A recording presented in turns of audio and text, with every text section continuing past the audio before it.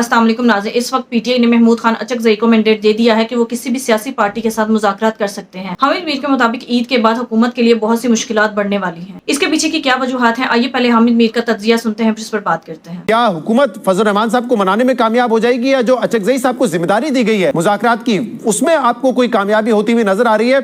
और दूसरी तरफ पीपल्स पार्टी जो इस वक्त दबाव डाल रही है, क्या सिर्फ पब्लिक पोस्चरिंग है, या उनकी जो पोजीशन है, उनके जो तहफ़्फ़ुज़ात हैं वो जेन्युइन है और ये खतरा बन सकते हैं हुकूमत के लिए ईद के बाद? देखें, मौलाना फजलुर रहमान साहब को तो कोशिश की नवाज शरीफ ने भी मनाने की, तो अगर नवाज शरीफ उनको नहीं मना सके तो शहबाज शरीफ उनको कैसे मना सकते हैं? मौलाना फजलुर रहमान साहब जो हैं वो मेरा नहीं ख्याल कि मौजूदा हुकूमत की बातों में आएंगे।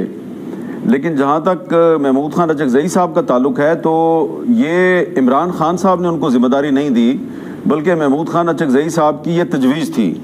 और वो ये समझते थे कि जो तहरीक इंसाफ है वो उसका ये जो मौक़िफ़ है कि हम अगर बात करेंगे तो सिर्फ उन लोगों से करेंगे जिनके पास इख्तियार है जी। और ख़ास तौर पे दो पार्टीज़ के साथ वो बात करने के लिए तैयार नहीं थे, मुस्लिम लीग नून और पीपल्स पार्टी। तो अचकज़ई साहब क्योंकि अब तहरीक इंसाफ के साथ तहरीक तहफ़्फ़ुज़ आइन के प्लेटफॉर्म से उनके साथ शामिल हो चुके हैं, तो उनका ये ख्याल था कि मुस्लिम लीग नून और पीपल्स पार्टी के साथ भी बातचीत करनी चाहिए। इस पे तहरीक इंसाफ ने काफ़ी रजिस्ट किया, ख़ास तौर पे इमरान खान साहब जो हैं वो इसके लिए तैयार नहीं थे। लेकिन आखिरकार अचकज़ई साहब के इसरार के बाद उन्होंने इमरान खान साहब ने उनको गो हेड दे दिया है। तो ये एक्चुअली अचकज़ई साहब की तजवीज़ थी, इमरान खान साहब ने उनको ज़िम्मेदारी नहीं दी। इमरान खान साहब ने उनको काफ़ी मज़ाहमत के बाद, काफ़ी लैतो लाल के बाद उनको ये कहा है कि अच्छा चले ठीक है, आप अपने मुज़ाकरात करके देख लें।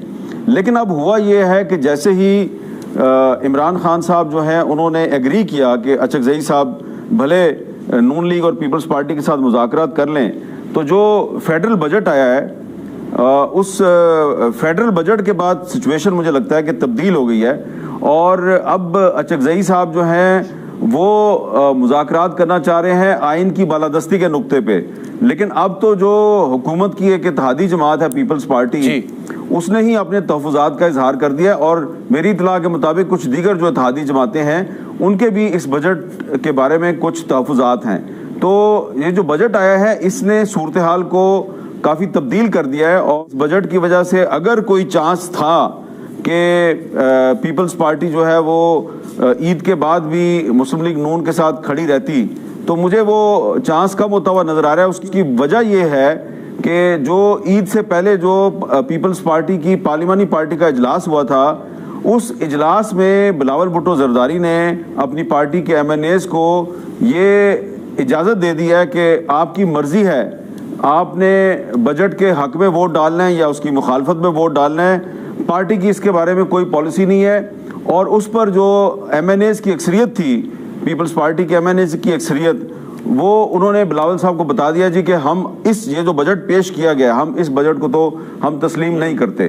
तो अब मुझे लगता है कि मुज़ाकरात जो हैं वो कहीं पीछे रह गए हैं। अब हुकूमत के लिए मसला ये होगा कि बजट वो कैसे पास कराएगी। तो क्या ऐसा तो नहीं होगा कि बातचीत शुरू हो, पता चले आखिर में कि अचकज़ई साहब के पास वो मैंडेट भी नहीं है और पीपल्स PTI शायद अपने आप को बाद में डिस्टेंस कर दे अगर कोई बात आगे बढ़ती भी है? तो देखिए, मैंने तो जो आपके साथ बात की है ना, वो मैंने की है जो मेरी महमूद खान अचकज़ई साहब के साथ पिछले 2-3 हफ्ते में जो गुफ्तगू होती रही है, और उसमें तहरीक इंसाफ की जो टॉप लीडरशिप है वो भी शामिल थी।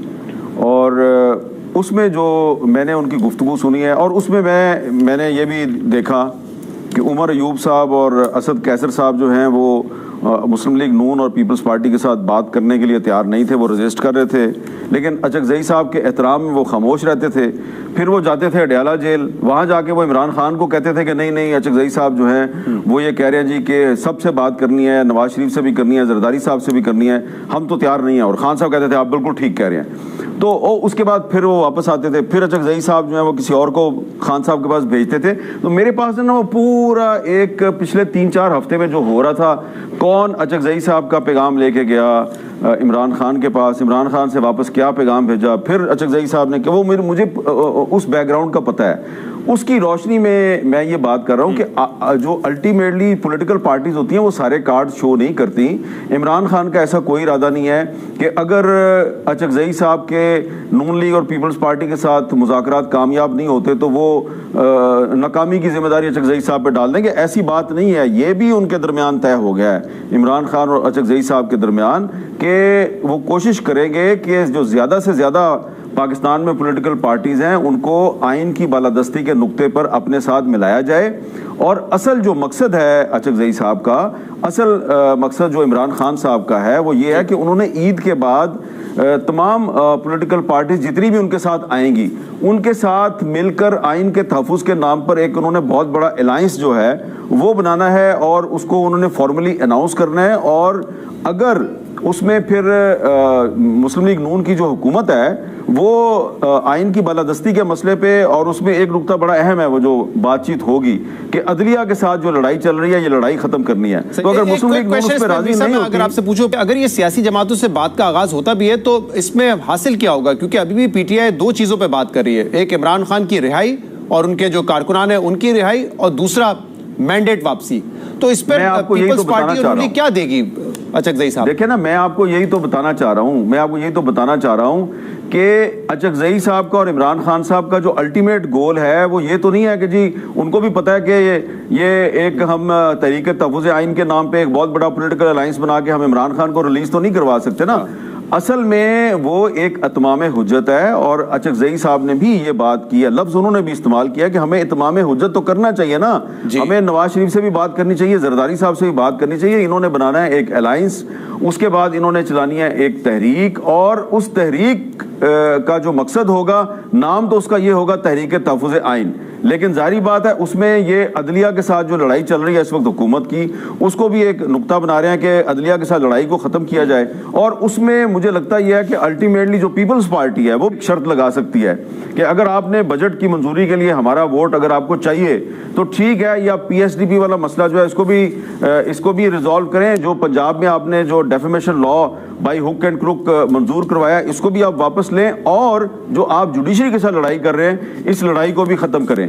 تو اس لیے میں کہہ رہا ہوں کہ یہ کوئی عمران خان کا کوئی مقصد نہیں ہے کہ انہوں نے الٹیمیٹلی اچکزئی صاحب کے پہ کوئی الزام لگا دینا ہے. دونوں ایک پیج پہ ہیں. الٹیمیٹلی انہوں نے ایک حکومت کے خلاف تحریک چلانی ہے. اس وقت جو سب سے زیادہ اگر آپ دیکھیں پبلک فورمز پہ جو سب سے زیادہ سخت تقریر کرتے ہیں یا پوزیشن لے رہے ہیں وہ تو اس وقت مولانا فضل الرحمان صاحب بھی ہیں. پچھلے دنوں انہوں نے کراچی میں بھی جو تقریر کی بہت ہی سخت تھی.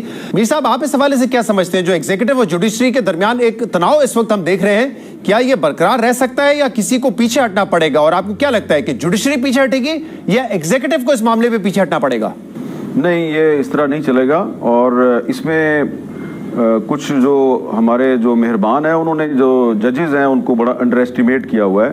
اور ججز نے ابھی تک جو انہوں نے آپس میں فیصلہ کیا ہوا ہے کہ ہم نے الٹیمیٹلی کرنا کیا ہے، تو انہوں نے بھی ابھی تک وہ کرنا نہیں شروع کیا.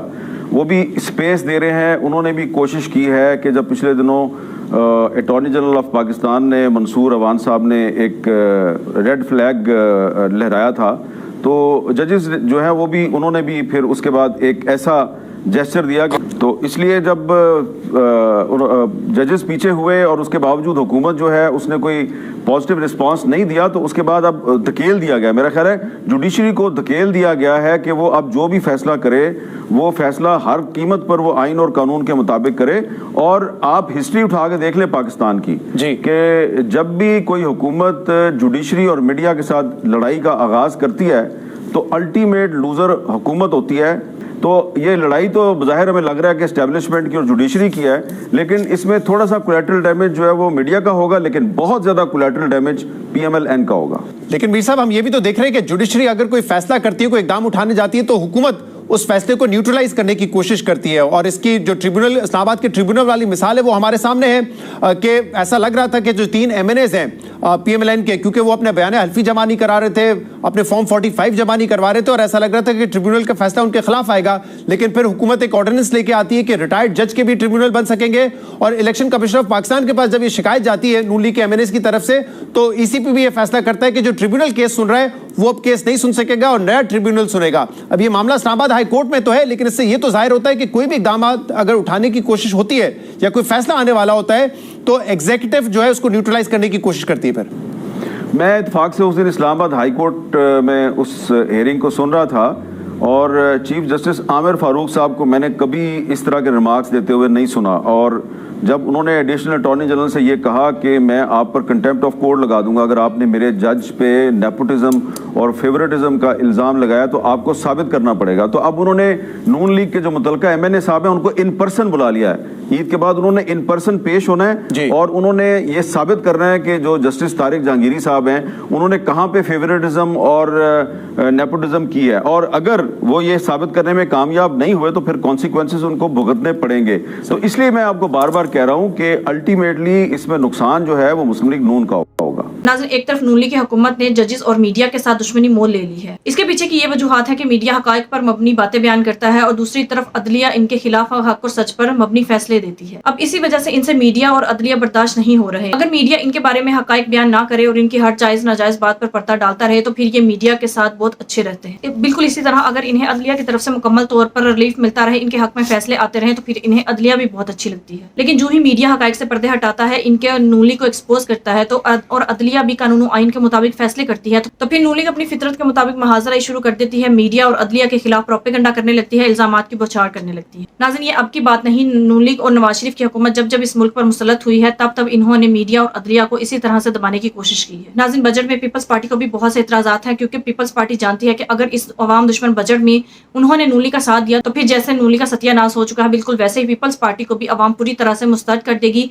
और ये अपनी सियासी हैसियत खो बैठेंगे। पीपल्स पार्टी नून लीग के साथ इत्तेहाद करके बुरी तरह से मुतासर हुई है। अवाम में पीपल्स पार्टी के लिए भी नफरत पैदा हुई है। नून लीग और पीपल्स पार्टी में भी इख्तिलाफात काफी हद तक बढ़ चुके हैं। यही वजह है कि पीपल्स पार्टी अब नून लीग के इस अवामी दुश्मन बजट में उनका साथ नहीं देगी। हामिद मीर के मुताबिक जिस तरह से नून लीग ने अदलिया को कंप्रोमाइज किया है, उनके खिलाफ प्रोपेगेंडा किया है, लेकिन इस पर अदलिया ने सब्र किया और नून लीग को स्पेस दी कि शायद ये नून लीग अपनी हरकतों से बाज आ जाए।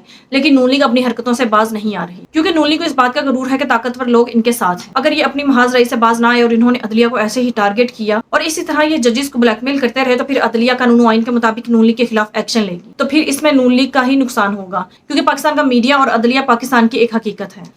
कोई भी सियासी पार्टी जब उनके खिलाफ खुल्लम खुल्ला प्रोपेगेंडा करेगी और इल्जामात लगाएगी तो फिर इसमें नुकसान सिर्फ और सिर्फ पॉलिटिकल पार्टी का होगा। नाज़रीन, आप इस बारे में क्या राय है कमेंट में जो बताइएगा। अगली वीडियो में मिलते हैं, तब तक के लिए अल्लाह।